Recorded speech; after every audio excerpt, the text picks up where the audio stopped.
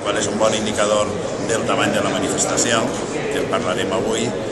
Manifestar-vos que hi ha una sèrie de mocions que presenten les meves companyes, exactament. Una sobre els ritus civils, que em sembla important posar en marxa una ordenança que deixi clar una sèrie de ritus per a aquelles persones que no utilitzen el ritus cristià, o sigui, per les bodes, per els enterros, en general per tots aquests ritus. Una altra per a tractar un tema de molta recent actualitat, que és el tema de la neteja, concretament en aquelles situacions excepcionals, com van ser les falles, però poden ser altres.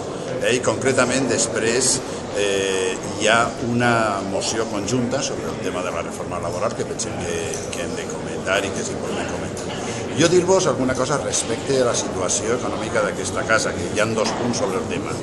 La primera és que el balanç hi ha 53 milions en el balanç que planteja de final de 2011, 53 milions sense disponibilitat pressupostària, i la segona, una que em sembla gravíssima, que és en les factures del 2011.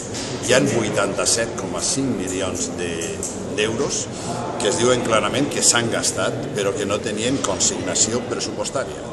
Això, jo voldria que mirareu l'anteprojecte de llei de transparència.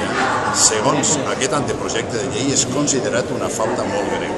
Aquesta falta molt greu s'ha comès en 2011, concretament en aquest Ajuntament. 87,3 milions, repetisc, d'euros sense disponibilitat o consignació pressupostària. És el que anem a demanar en un crèdit ICO a 10 anys i és el que ens va suposar que en aquests 10 anys no tindrem pràcticament recursos per a cap tipus d'inversió. Serà una situació econòmica pèssima com a conseqüència de que s'han gastat en unes condicions absolutament intolerables.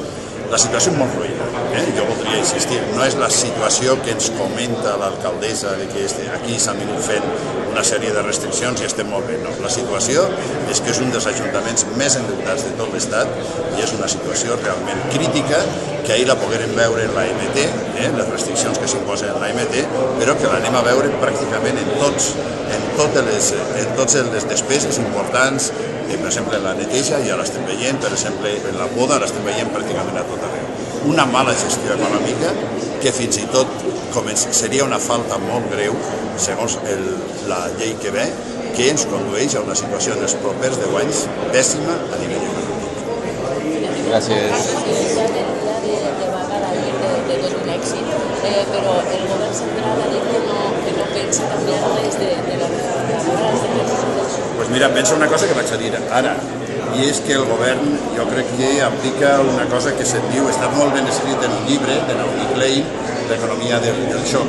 Aprofita una crisi econòmica per a canviar totalment les relacions entre els treballadors i els empresaris que havia marcat la Constitució. Això de que Espanya és un estat constitucional, social, de dret, aquesta reforma laboral se'l comença a carregar, perquè en definitiva anul·la tots els drets dels treballadors i dona totes les condicions de gestió als empresaris. Evidentment, si fa això, ha de dir que la manifestació d'ahir, la vaga d'ahir, no va ser bona. A mi m'agradaria que no ens feren tornar a unes relacions laborals com al començament del segle XX, però sembla que és l'empenyo que té concretament el govern en aquests moments del Partit Popular.